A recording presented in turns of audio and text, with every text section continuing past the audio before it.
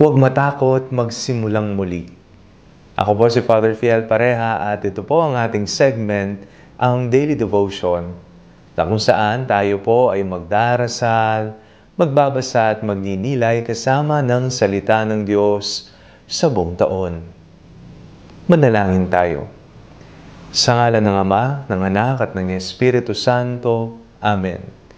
Halina, banal na Espiritu, liwanagan mo ang aming puso at isip, nang maunawaan at may sa buhay namin ang iyong salita. Amen. Our Bible passage for today is from the Gospel of St. Mark chapter 1, verses 14 to 20, and I read it for you. Now after John was arrested, Jesus came to Galilee, proclaiming the good news of God, and saying, "The time is fulfilled and the kingdom of God has come near. Repent and believe in the good news."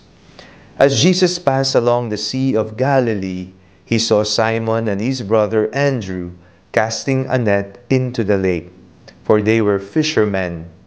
And Jesus said to them, "Follow me, and I will make you fish for people."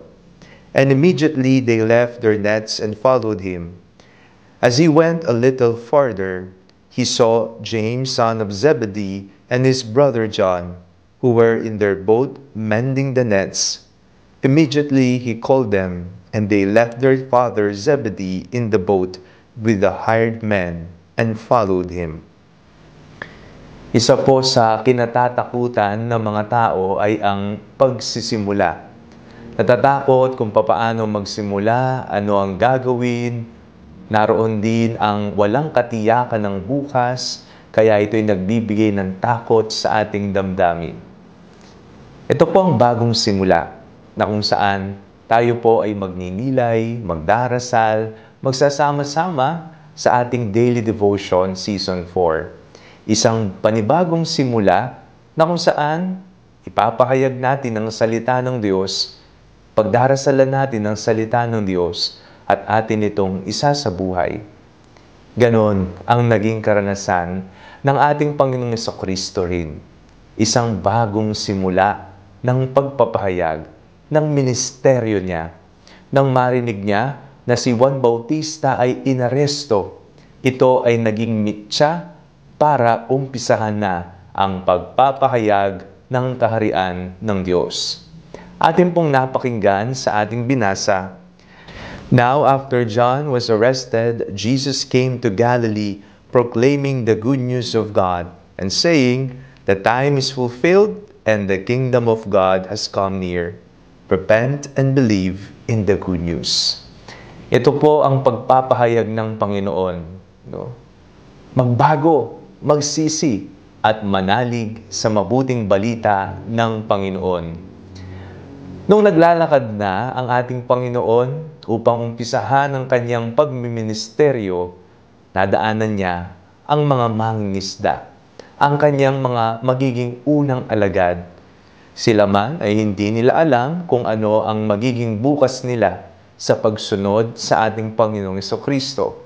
Pero ibinigay nila ang kanilang sarili. Sila'y nagpaubaya sa ating Panginoon. Nagsimula sila sa isang panibagong buhay kasama ni Jesus. Sa ating pong buhay, tayo po ay tinatawag na huwag matatakot na magsimula. Sapagkat sa pagsisimula, naroon din ang pagtatapos. Pagtatapos ng mga bagay na hindi kaaya-aya. Pagtatapos ng pagiging tamad sa buhay. Pagtatapos ng makasalanang pamumuhay. Pagtatapos ng pamumuhay sa kadiliman. Kung si Kristo ang ating susundan, tatapusin natin ang mga bagay na hindi maganda at tayo ay magsisimula kasama ni Jesus sa ating buhay. Huwag matakot, magsimulang muli. Manalangin tayo. Sa ngalan ng Ama, ng Anak at ng Espiritu Santo,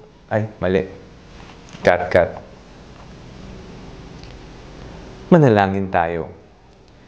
Panginoong Jesucristo, nais po namin kayong sundan. Ipagkaloob niyo po sa amin ang isang puso na palaging tumatalima sa iyong banal na kalooban. Amen. Sa ngalan ng Ama, ng Anak, at ng Espiritu Santo. Amen. Huwag po ninyong kalimutang ilike ang video ito, mag-comment po kayo and share it with your family and friends. Ang Panalangin Bago Matulog ay may sariling Facebook page na po. Huwag niyo pong kakalimutang mag-like at mag-follow dito, and do not forget to subscribe to our YouTube channel. I-click niyo lang po ang link na nasa description ng video ito, o kaya naman po just search Father Fiel Pareha. Kung nais niyo naman pong maging updated sa mga kaganapan ng ating pagpapahayag, you can join our broadcast channel dito po sa ating Facebook page. God bless you po.